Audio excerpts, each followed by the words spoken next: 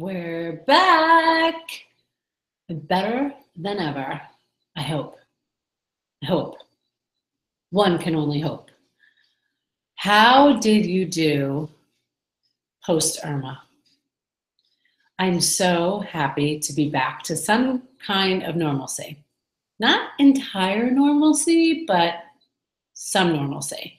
Like I looked out my kitchen window and I saw a big crane. That's not normal. And I am hearing less and less ambulances every day, so that's a really good thing. And yeah, so just trying to get back to normal. And I feel like there's been so many lessons learned through Irma. One is I don't need a lot of stuff, right? So when all of the lessons were coming out about like what you should do when you're preparing your house or whatever, your office, your business for a hurricane, one of the things that they told us was you should put your most valuable possessions in the dishwasher because the dishwasher is resistant to water getting in, right? And it makes perfect sense. So I put a few items in the dishwasher. One was like tax returns and stuff like that, and special documents that I had. I used to go to this retreat back in New York at what's called a Matt Talbot retreat. And we used to write letters to ourselves of like where we wanted to be a year later. And then they would mail it to us and we would read it a year later. So I still have those. And those were good for me to read before I packed them up and put them in my dishwasher. Hi to my one viewer.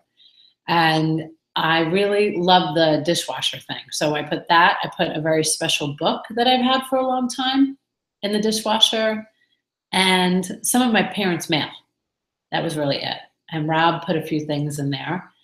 But what I realized when I was asked, like, you know, what are you going to take or what do you need? You know, I didn't need anything. I needed my phone. Okay. I needed my phone because for obvious reasons, but also because I back everything up that I do on Dropbox for my business. So even if I didn't even take my computer. Did I put my computer in the dishwasher? I don't think so. But I think I kept it with me. I did keep it with me. I brought it with me when we packed up and went to the Village Inn. So I can't remember if I talked about the Village Inn or not, but we stayed at the Village Inn at Bay Pines, and it was hurricane proof for sure. All of the windows were built to sustain very high winds. So that's where we were.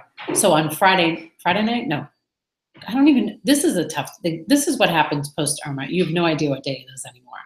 So let me see, Saturday night, we picked up mom and dad from the airport and we went to the Village Inn to celebrate life and to give thanks to the people that took us in, right? And we sat at the same booth that I slept under. Well, we played games at, we ate at, we slept at. And so it was very, very surreal to be back there and know that it was a restaurant now, you know, which it was a place where we were like praying for our lives.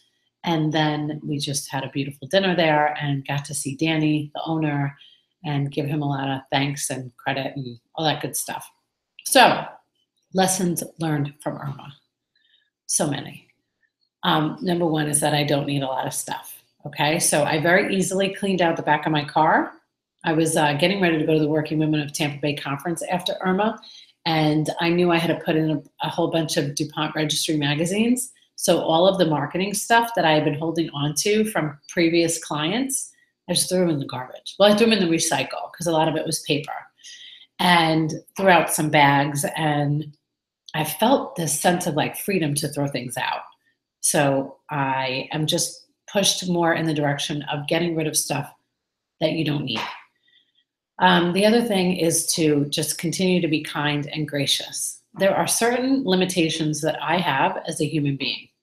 For example, we had my mother-in-law stay with us, and she's family. My parents were in New York. I certainly would have had all of my family stay in the house.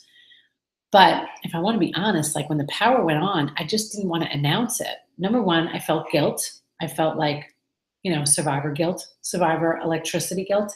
And number two, you know, how difficult would it be to have like strangers that you don't know that just happen to live around you in your house? It's a little weird. So friends, of course, that I knew didn't have power, I invited to stay, knowing that they wouldn't. I mean, that's the truth. I mean, I knew that they weren't going to, but extended the invitation because I don't do well. I was single until I was 35, so I love to have my own space. But I wanted to open it up, and I wanted to be selfless. And there was this neighbor of mine, okay, that I felt like, oh my God, she is such a great human being because she kept posting online about how she was feeding all of the linesmen and she was cooking all these burgers on her grill and she was feeding it to them and she was feeding the neighborhood and she was amazing. And then her cat died, like, because it was too hot because she had no electricity. So I did pay it forward. I bought her a gift card to the Village Inn, the place that housed us through the hurricane, and then I delivered it to her. And she was very happy. But I have limitations as a human that I'm only going to continue to work through. I am not that person that just says, everybody come, because I don't do well in big crowds. Now, for a living, it's what I do.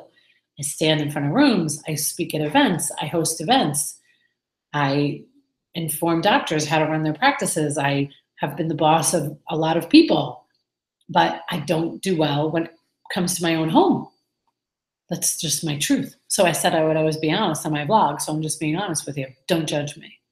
It's my truth. And we all have limitations. So other things that I learned from Hurricane Irma was life is short and I knew this already, but we should always speak freely about what's on our mind and have people around us that will build you up and that will be a support. You don't want to have negative, crazed lunatics around you during a hurricane. So once I heard a lot of fear coming from somebody, I went to somebody like Dennis Phillips and I watched the news. And I learned that I don't want to watch a lot of the news when a hurricane is going on, which I don't do anyway. But I also learned that, people are going to complain about not having power, and they are going to complain about not having. And not everybody sees the lesson of the fact that we're all alive and we should be like jumping up for joy. Like, I guess that's unrealistic, but I kind of tried to carry that with me the whole time. Grateful that my husband went to my dad's house today and he cleared out all the tree debris with him because he should not be working in this heat alone, cutting down trees and dragging it to the side of the road. So I realized that sometimes you just have to provide help to people and not wait for them to ask for it. So I'm really grateful that my husband was able to do that with him today. So really just getting back to normal. I have 2 new clients this week, which is a blessing. But like I had to get prepared today, so I had to do agendas, and I had to do agendas for tomorrow, and we're doing a podcast tomorrow, and all the things that were being kind of rescheduled and canceled throughout Irma. That's a mixture of hurricane and Irma. So that all of the people that canceled and rescheduled and all that stuff are now upon us, right? So it's fast and furious this week. Today wasn't so bad because I got to do work from home and get prepared. I only had 1 meeting outside of my office, and that was good. But starting tomorrow, it's going to be like the mad dash, and it's going to be Friday before you know it. But that's how I like my business. That's how I like my life. I like to be busy. I don't do well with idle time. And I think there was a lot of that through Irma. When there's no power and there's no internet, you really get to spend a lot of time like thinking and maybe reading, which is always good to do. But I had the great luxury of being able to go and be thrusted right into that conference on Thursday and Friday, working for 2 clients while I was there on Thursday, and then Friday just enjoying it. And I really enjoyed it. And I did a vlog about it Friday night after the conference. But I got to say, like, it's really great to get back to some kind of normalcy. I'm excited after today. I'm going to, just not talk about it anymore because we're moving on and we're moving forward. And it's all about just what's next, and hoping that, everybody recovers well and everybody remembers what's most important. And what's most important is that we're alive, we have family and friends, we have to be kind to each other, and we have to help each other despite some of our limitations, right? So when I have limitations in one area, I focus on where I'm really good at helping others, and that's what I go and I do. And some of that is just to provide some type of counsel or an ear, or have you thought of it this way? So I hope that you get to do that for others in your life, and I'm grateful to be back and to have my parents back and safe. And my family is all here tonight, and we're going to celebrate with just a regular dinner at home, which is really nice. All those things that we take for granted. It's just really nice to have another chance on being better. So I hope you also take the opportunity to be better today. Take care. See you tomorrow.